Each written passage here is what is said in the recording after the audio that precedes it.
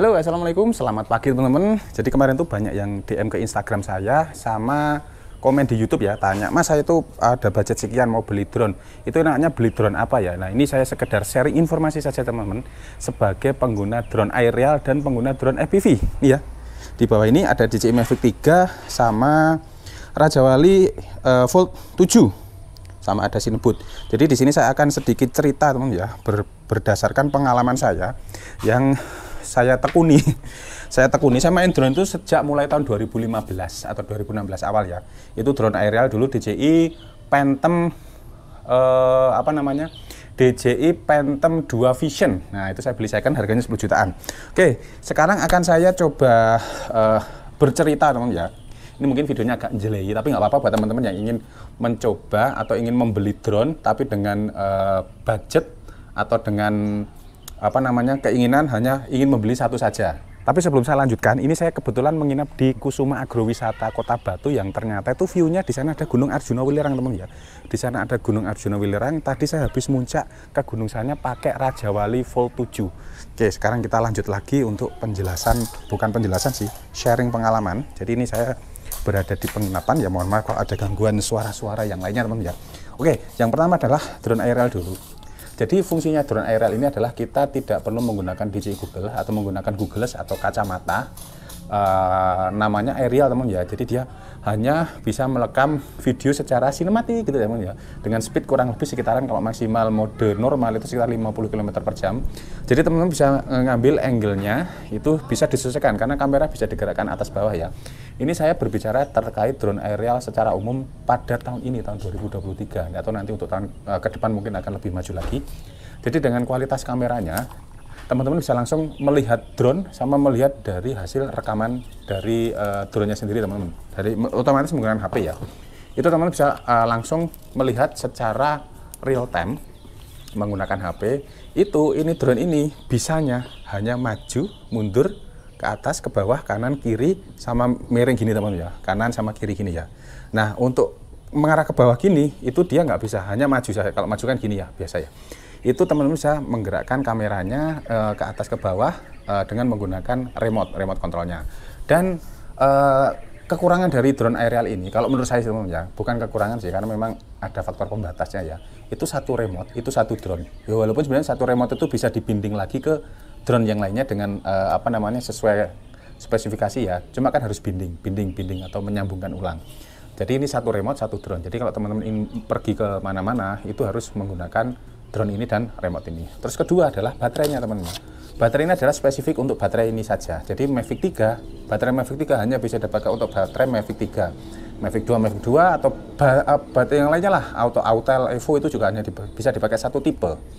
Ini kekurangan dan harganya mahal. Satu baterai ini 3,7 juta teman-teman. Untuk drone sendiri ini satu paket yang Mavic 3 itu sekitar 32 juta. Itu hanya dapat baterai satu. Kalau yang paket combo sekitar 40-an juta. Jadi itu drone aerial. Cuma keuntungannya adalah kita bisa melihat drone sama melihat video satu. Jadi kita bisa lihat posisi udara. Terus dia altitude hold teman-teman ya. Altitude hold itu gimana Mas Diko?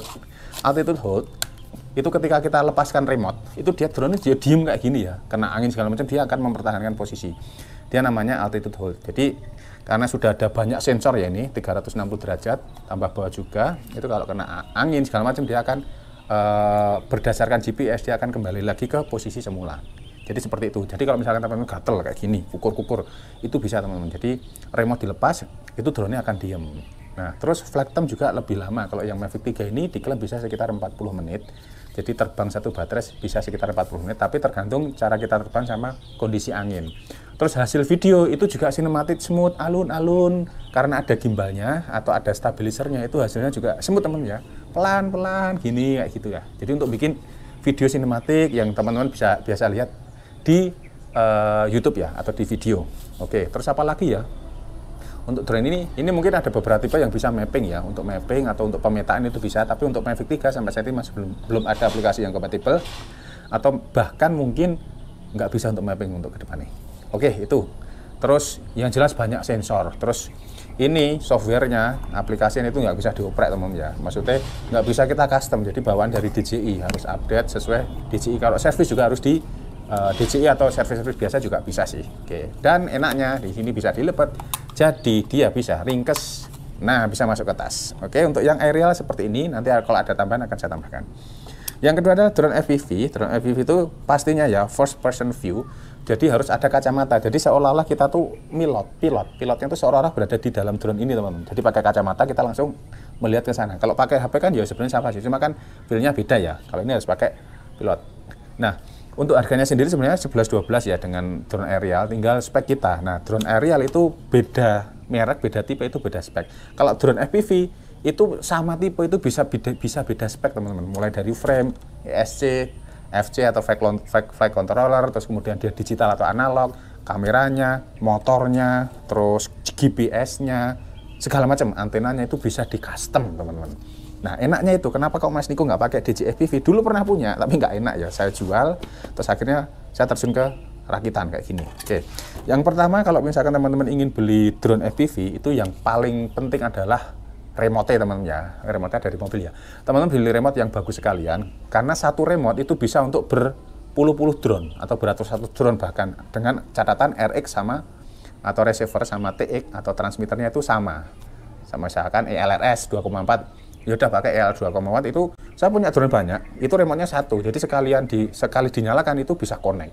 Nah, connect-nya harus satu-satu ya, maksudnya jangan sampai barengan, itu nanti bisa tempuk, jadi harus satu-satu gantian. Nah, remote ya kisaran harga bisa mulai 1 jutaan, 1,5, punya saya sekitar 1,5 juta, pakai modulnya sekitar 2,5 juta, terus ada yang 5 juta, 4 juta, itu teman-teman bisa pilih sendiri. Itu dari remote, dari antena juga sudah bawaan, sudah bagus sih. Terus yang kedua adalah Google, teman ya. Google ini tergantung dari drone teman-teman. Kalau teman-teman itu drone-nya itu analog, beli Google yang analog.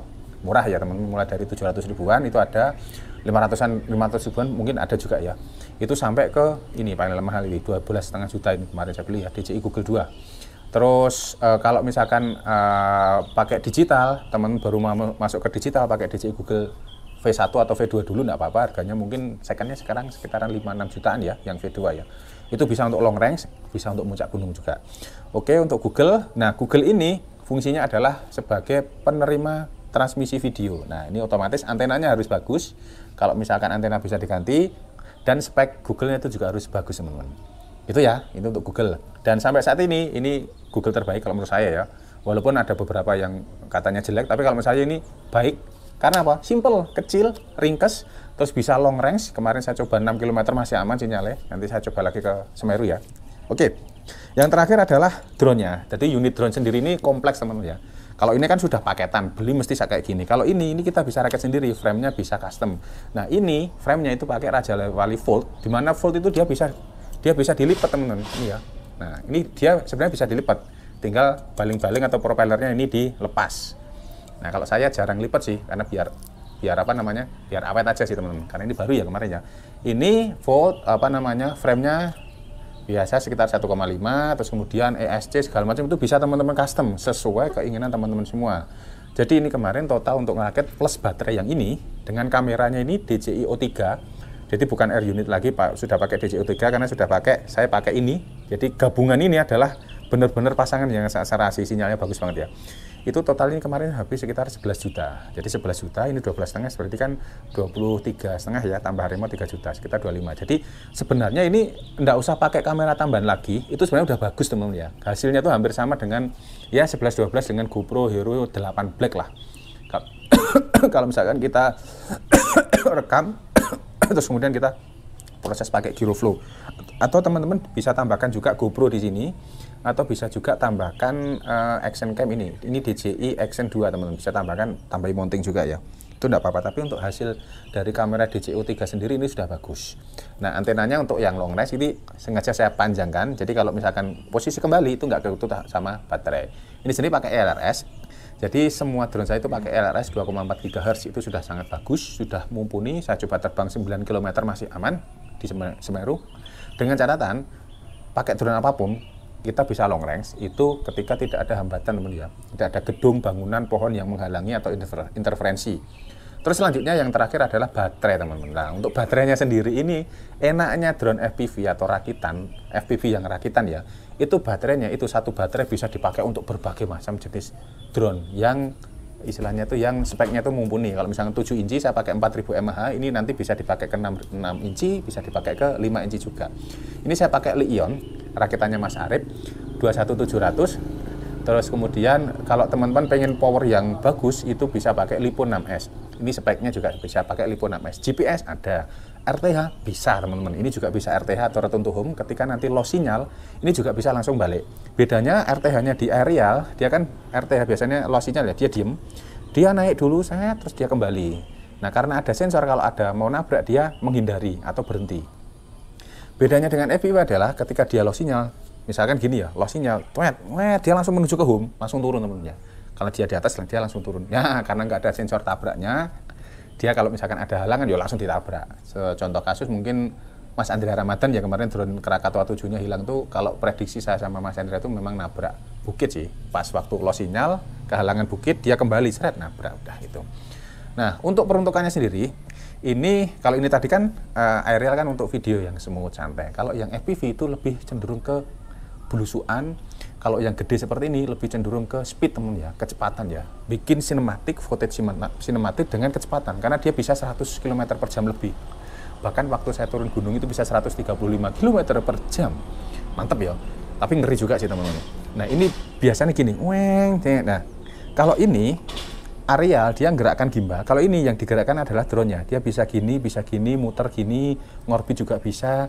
Jadi footage sinematiknya tuh lebih real, lebih enak dilihat teman-teman. Apalagi kalau teman-teman pakai kamera yang bagus, diproses pakai gyro, itu sangat sangat recommended sekali. Nah, kok nggak ada tutupnya Mas Eko? Iya, memang bukaan seperti ini. Ini sebenarnya untuk bukaan seperti ini tuh salah satu tujuannya adalah untuk biar drone ini nggak panas. Jadi kan kena angin ya, airflow-nya itu bagus, itu biar nggak panas. Makanya di dalam ini biasanya saya kasih coating ya, biar anti air. Nah, itu mungkin sedikit cerita saya teman-teman. Oh iya, satu lagi ya, ini ada drone satu lagi. Jadi drone FPV juga, yaitu Shinobu 30. Jadi adalah yang saya pakai untuk belusuan-belusuan teman-teman. Ini teman-teman juga kalau drone FPV tinggal menyesuaikan budget. Mau budget berapa itu bisa. Misalkan saya budget saya 10 juta masih kok bisa. Nanti carikan yang yang analog dulu, atau bisa juga dicarikan second seperti itu teman-teman, itu bisa digunakan. Nah, propeller kayak gini murah ini 40.000. Kalau beli DJI satu aja mungkin satu set satu set kanan kiri itu paling 300.000 350.000. Ini 40.000 lebih murah. Kalau jatuh kayak gini nggak apa-apa, jatuh kayak ini nggak masalah. Dan servisnya juga lebih enak karena dia part per part itu sendiri-sendiri. Kalau ini kan harus DJI, kalau ini kan bisa misalkan motor pakai gap RC, ini pakai game fun, yang ini pakai ini segala macam itu bisa. Nah, ini juga bisa ditambahkan kamera kayak gini teman-teman, pasang dipasangi mounting itu bisa. Tapi ini pakai DJO 3 juga itu sudah bagus. Dan ini sinyalnya sangat mantap. Nah, sekali lagi buat teman-teman yang bingung ingin membeli drone FPV atau drone aerial, itu sesuaikan dengan kebutuhan teman-teman. Mau membuat video yang sering santai-santai, bisa selfie, terus bisa orbit sendiri, bisa otomatis, belilah yang aerial, merek apapun, yang tipe apapun. Kalau bisa yang tipenya lebih lengkap ya. Yang kedua, kalau teman-teman ingin belusuan, ingin mendapatkan sensasi yang lebih, itu belilah drone FPV. Cuma belajarnya drone FPV itu jauh lebih susah dan lebih lama dibandingkan aerial. Aerial remote dilepas nggak bakal jatuh. Ini remote dilepas yo bablas gitu. Jadi teman-teman, dan ini speed tinggi teman-teman. Masuk belusuan itu speed tinggi. Teman-teman bisa lihat contoh-contoh videonya yang ada di channel saya ini di Drone Jowo. Mantap ya teman-teman ya.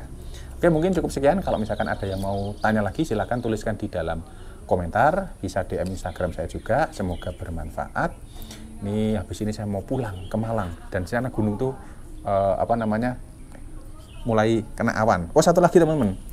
Kalau jarak limit ada nggak Mas Iko? Kalau drone aerial itu dari pabrikan biasanya itu ada limitnya ya. Ketinggian 500 meter. Jaraknya biasanya ya tergantung, nggak ada limit sih, jarak nggak ada limit, tergantung lokasi. Kalau drone aerial nggak ada limit sih, setahu saya sih nggak ada limit, karena selama saya memuncak gunung di Semeru pun itu juga aman-aman saja. Cuma dengan catatan ya teman-teman ya, jangan kalau misalkan teman-teman long range itu jangan tinggi-tinggi, dan tahu lokasi juga. Kalau Mas Diko kan memuncak gunung iya, tapi saya mepet tanahnya sana teman-teman. Jadi dari tanah yang di atas drone sampai ke drone paling ketinggian cuma 50 sampai 100 meter ya, masih di bawah 120 meter. Jadi masih ya kita terbang, kita tahu aturan juga teman-teman. ya kita menghindari juga kalau misalkan banyak pesawat ya kita nggak mungkin terbangkan drone. Oke, kalau masalah regulasi segala macam itu masih banyak ahlinya, saya hanya pemakai drone saja. Terima kasih. Assalamualaikum warahmatullahi wabarakatuh. Semoga bermanfaat.